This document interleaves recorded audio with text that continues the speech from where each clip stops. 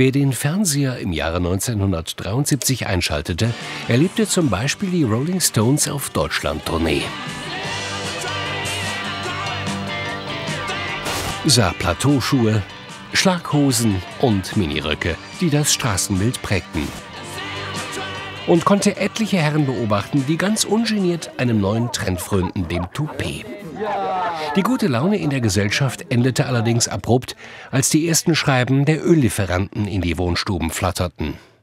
Wir zahlen bisher 40 Mark pro Monat und müssen künftig 80 Mark zahlen. Also das wären 100%. Auslöser für den enormen Preisanstieg war damals der Jom-Kippur-Krieg zwischen Israel und den arabischen Staaten. Die OPEC kürzte die Ölfördermengen massiv, um den Westen für seine Unterstützung Israels unter Druck zu setzen.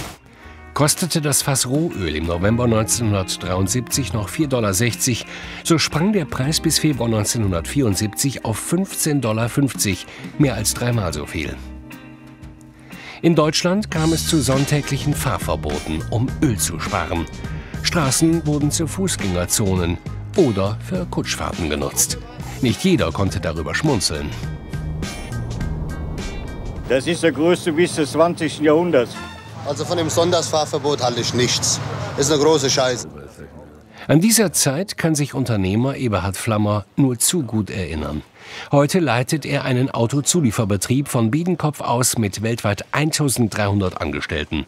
Damals war er 20 Jahre alt und Lehrling bei einer Bank. Es ist ein Feindbild entstanden, nicht? Das waren die Ölgötzen im Nahen Osten, nicht? Und nach dem Motto, sie sollen ihr Öl doch essen und trinken, wir nehmen es ihnen nicht ab. Also da war eine spürbare Geschlossenheit in der Gesellschaft und natürlich auch eine Unsicherheit, wie das nun unmittelbar weitergeht. Verzagtheit war es nicht. Die Inflationsrate war im Dezember 1973 auf demselben Niveau wie heute, plus 7,9%. Jetzt, knapp 50 Jahre später, stemmt sich das Unternehmen in der aktuellen Krise schneller gegen die Preissteigerungen bei Energie und Rohstoffen. Wir sind in den Markt gegangen mit drastischen Preiserhöhungen, gestützt auch auf meine Erfahrungen von früheren Jahrzehnten. Und ich habe unseren Leuten gesagt, es gibt gar keine Alternative. Es ist ein Paradigmenwechsel, mit dem wir zu tun haben. Und den müssen wir jetzt umsetzen, sonst sind wir schon in einem halben Jahr in Schwierigkeiten. Denn die Krise in den 1970er Jahren lehrt, dass eine hohe Inflation oft kommt, um zu bleiben. Das ahnte die Bundesregierung schon damals. Die Krise, an deren Anfang wir erst stehen, ist nicht zu verharmlosen. Damit das Ganze nicht leidet, muss der Einzelne sich in seiner privaten Bequemlichkeit etwas einschränken. Noch besser weiß es die aktuelle Bundesregierung wegen der Erfahrungen aus der Vergangenheit. Manche sind noch jung genug, sich an die Ölkrise in den 70er Jahren zu erinnern. Da sind auch plötzlich und für sehr, sehr lange Zeit die Preise gestiegen. Es gab Knappheiten. Erst in den Folgejahren gingen damals die hohen Preissteigerungen langsam etwas zurück. Für Wirtschaftswissenschaftler Peter Tillmann, übrigens 1973 geboren, steht fest, dass vor allem die Notenbanken damals falsch reagiert hatten. Die Bundesbank würde ich da ausnehmen, aber viele andere Zentralbanken, gerade die amerikanische Fed, war da zu zögerlich, wie wir im Nachhinein wissen, eigentlich während der ganzen 70er Jahre zu zögerlich. Die Fed heute, würde ich sagen, hat schon ihre historische Lektion gelernt aus den 70er und frühen 80er Jahren und hat ganz klar von Beginn an kommuniziert, wir erhöhen die Zinsen so lange wie nötig, um wirklich dauerhaft die Inflationsrate in den Griff zu bekommen.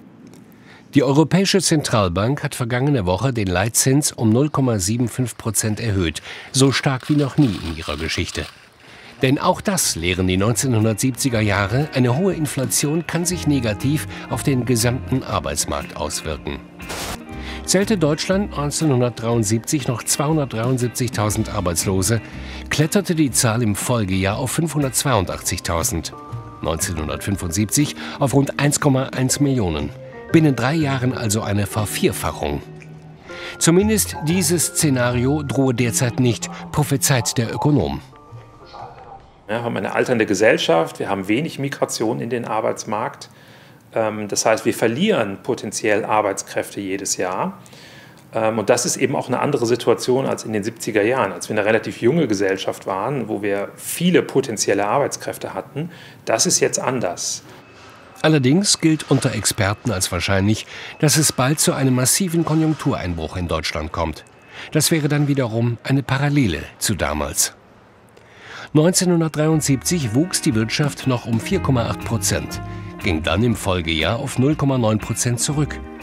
Und 1975 kam schließlich die Rezession, minus 0,9%. Eberhard Flammer denkt nicht daran, sich von der aktuellen Krise einschüchtern zu lassen. An seinem Personal hält er fest, natürlich auch an den Azubis. Fachkräfte sind ja eh kaum noch zu bekommen. Wir werden ja mit dem Klammerbeutel gepudert, wenn wir da Unsicherheit reinbringen. Und das vertragen die Leute überhaupt nicht. Ne? Die brauchen die Sicherheit und wir haben diese Sicherheit auch expressis verbis herausgelegt und haben gesagt, macht euch keine Sorge um euren Arbeitsplatz, da passiert nichts. Gegen Kostenschock und Kälte helfen ansonsten die Tipps aus dem damaligen Fernsehprogramm. Runter mit der Zimmertemperatur auf 20 Grad und mehr Bewegung. Oder man macht es wie die Rolling Stones.